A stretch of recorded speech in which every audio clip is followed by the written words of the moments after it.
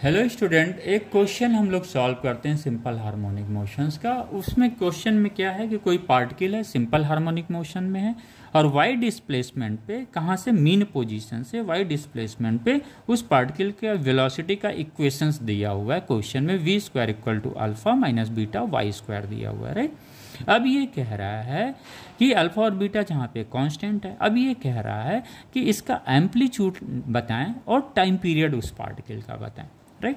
हमारे पास इक्वेशंस वही है।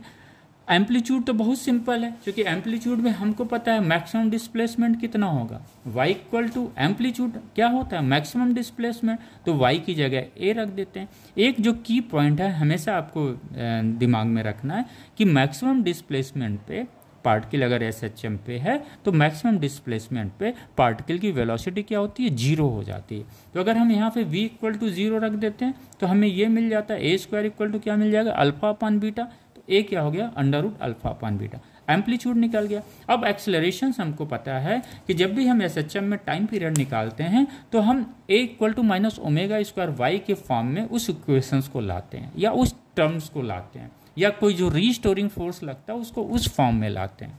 Acceleration a equal to minus omega square Y हमेशा ध्यान में रखिएगा टाइम पीरियड में। आइए, अब ये इक्वेशंस दिया हुआ। अब हमें पता है ये एक्सेलरेशन क्या होता है बच्चों, a equal to D V by D T, rate of change of velocity. तो हम इसको क्या करेंगे, डी टी से टाइम से क्या करेंगे, डिफ्रेंशिएट करेंगे, तो हमें ये इक्वेशंस मिल जाएगा। अब हमारे पास आता है D V square by D T, ये कैसे हम निकालें। तो इसके लिए क्या है बच्चों, D V square by D T के निकालने के लिए हम क्या करेंगे, इसको डी वी से मल्टीप्लाई कर देंगे और डी वी से क्या करेंगे, डिवाइड कर देंगे, राइट। तो हमें ये मिल जाएगा डी वी स्क्वायर और फिर D V by D T, इसको हम करेंगे two V D V by D T. तो हम यहाँ पे लिख सकते हैं two V D V by D T, हमें ये मिल गया, राइट। कांस्टेंट का डिफरेंशिएशन हमेशा क्या होता है, जीरो होता है। अल्फा क्या है, कांस्टेंट है, तो ये जीरो हो गया। बीटा क्या है, कांस्टेंट है, इसको बाहर आ गया। अब आइए D Y square D T, similarly जैसे इसको निकाला था ये निकाला गया, तो इसकी वैल्यू आ जाती है two Y D T, right बच्चों। आइए, अब ये टू से टू कैंसिल हो गया। ये डी वाई डी टी क्या है, वेलोसिटी है।